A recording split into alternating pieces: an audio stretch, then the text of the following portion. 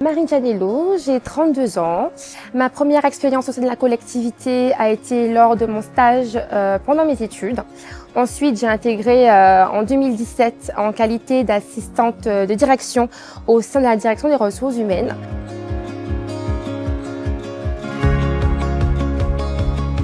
Il y a 5 ans, j'ai fait le choix d'élargir mon champ de compétences, d'approfondir mes connaissances et de commencer mon évolution professionnelle.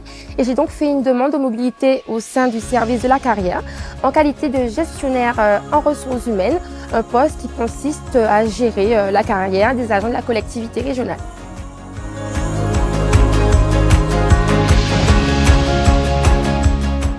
Alors, ce qu'il faut savoir, c'est que, au-delà des missions que j'effectue au quotidien, la carrière d'un agent est très large. Ça débute dès lors du recrutement, en fonction du statut de l'agent. Puis, ça passe par les avancements d'échelon, la promotion interne, les avancements de grade. Puis, il y a le volet médical aussi qui est important. Je parle alors des congés longue maladie et longue durée. Et je me suis rendu compte que l'accompagnement que la gestionnaire RH doit effectuer est primordial et très important. Et c'est vrai que ça me plaît énormément de pouvoir accompagner nos agents, pouvoir les conseiller, les aider.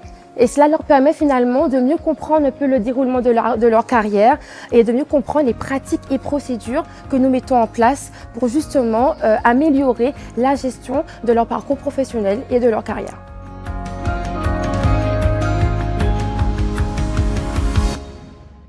Pour mon accompagnement, c'est important, c'est primordial parce que ça permet à un agent finalement de se sentir serein, de se sentir rassuré au niveau de sa carrière.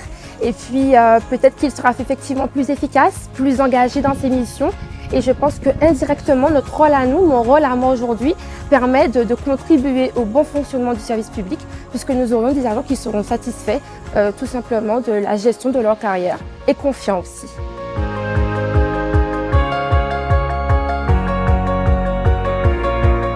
Avec l'expérience, je pense que la capacité d'écoute est vraiment très importante. Aujourd'hui, je me rends compte que nous avons des agents qui rencontrent de plus en plus de problèmes dans leur vie privée et qui finalement impactent considérablement leur vie professionnelle.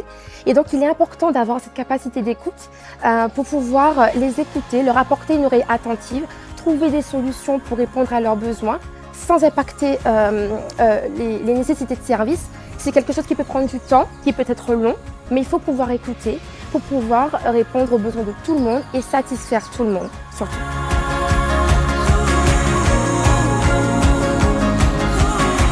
Je dirais qu'en tenant compte de toute la charge qu'une femme doit porter sur son dos au quotidien, toute cette responsabilité, je pense qu'il est important d'avant tout d'apprécier son métier, d'aimer ce qu'on fait.